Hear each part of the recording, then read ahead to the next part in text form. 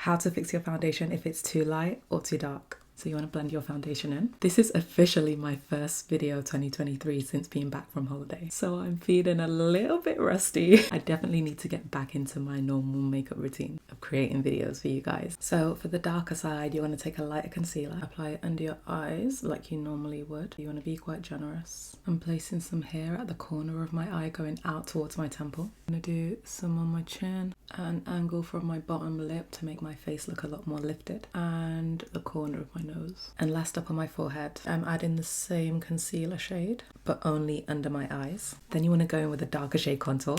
My cheekbones, down the side of my nose, my forehead, my chin, and jawline. Okay, now I'm going to go in with some setting spray all over my face to make sure everything blends out really easily. Gonna give my sponge a quick spray too. I'm gonna start out with the concealer under my eyes, bringing it along the side of my nose, following all the way up to my temple. I'm just gonna keep dabbing until it blends in nicely. Look at that, flawless. And doing it like this is kind of just like a reverse contour. So the places that I would usually contour, I'm just leaving the dark foundation there. We got the mouth area, so I'm just blending along that line, dragging it slightly downwards because then it looks like I have a natural contour right here. Then same with the chin, just blend that out.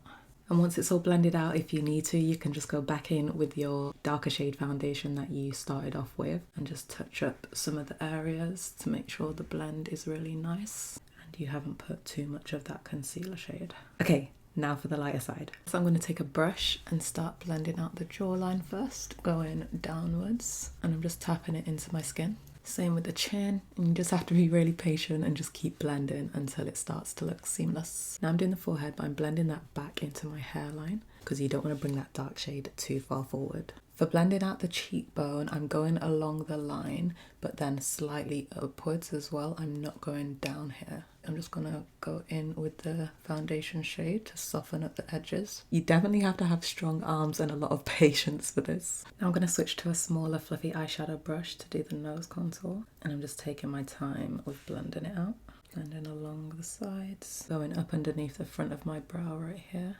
So if you blended that contour too far out, just clean it up a little bit. So here's how the blend turned out on each side. And that's pretty much it. You can now go ahead and do whatever makeup steps you would normally do. I've already added some inner corner eyeliner. Tapping a little bit of blush on both sides and a little bit of lipstick to finish off.